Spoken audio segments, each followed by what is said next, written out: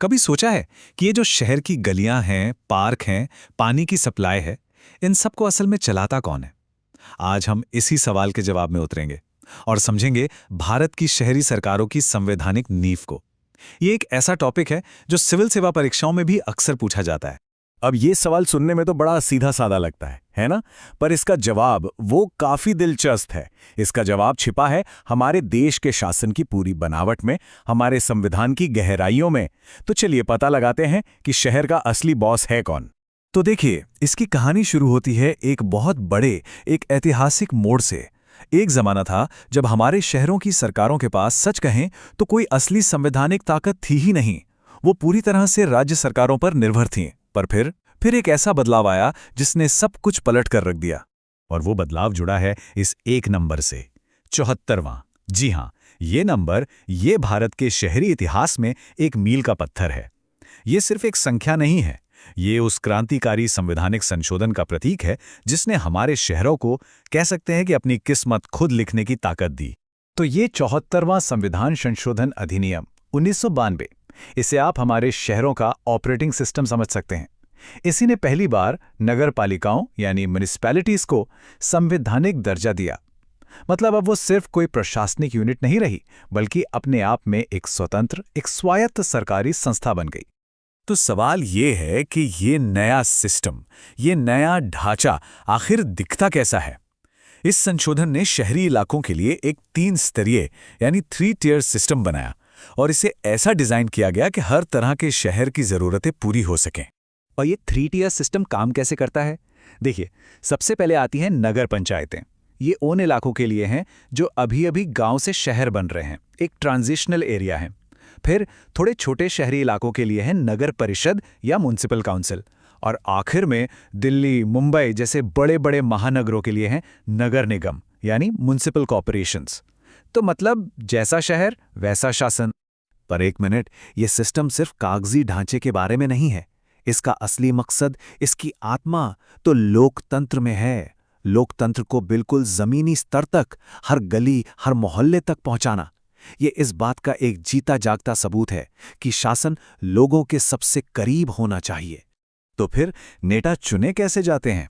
देखिए, जो सदस्य होते हैं उन्हें तो लोग सीधे वोट देकर चुनते हैं, डायरेक्ट इलेक्शन।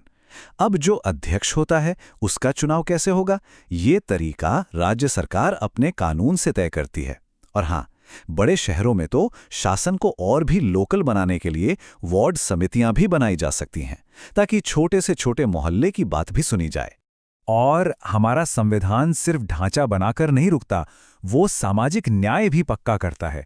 और इसका एक बहुत बड़ा उदाहरण है ये नगर पालिकाओं में कम से कम 1/3 यानी 1/3 सीटें महिलाओं के लिए आरक्षित हैं। सिर्फ इतना ही नहीं, एससी और एसटी समुदायों के लिए भी उनकी आबादी के हिसाब से सीटें आरक्षित की जाती हैं, ताकि सरकार सच में सबकी प्रतिनिधि बन सके। अच्छा, तो ये जो चुने हुए लोग हैं, ये कितने समय तक काम करते हैं? देखिए, किसी भी सरकार में स्थिरता बहुत जरूरी है। इसीलिए संविधान ने एक तय समय सीमा रखी है, और वो समय सीमा है ये नंबर 5। हर नगर पालिका का कार्यकाल पूरे 5 साल का होता है। इससे स्थिरता भी रहती है और चुने हुए प्रतिनिधियों को अपनी योजनाएं लागू करने के लिए, अपने इलाके में सच में कोई बदलाव लाने के लिए पूरा वक्त मिलता है। पर लोकतंत्र का मतलब ही क्या अगर चुनाव ही निष्पक्ष ना हो? बिल्कुल। तो इन चुनावों को एकदम साफ सुथरा और निष्पक्ष रखने की जिम्मेदारी एक आजाद संस्था की है, स्टेट इलेक्शन कमीशन यानी राज्य चुनाव आयोग। यही कमीशन ये पक्का करता है कि पूरी चुनाव प्रक्रिया पारदर्शी हो और लोकतांत्रिक तरीके से हो। ठीक है, तो अब तक हमने ये समझ लिया कि ये सरकारें बनती कैसे हैं। अब जरा ये भी देख लेते हैं कि इनके पास ताकत क्या है, और सबसे जरूरी, काम करने के लिए पैसा कहां से आता है। देखिए, ये पूरा सिस्टम ना शक्तियों और जिम्मेदारियों के एक बैलेंस पर चलता है।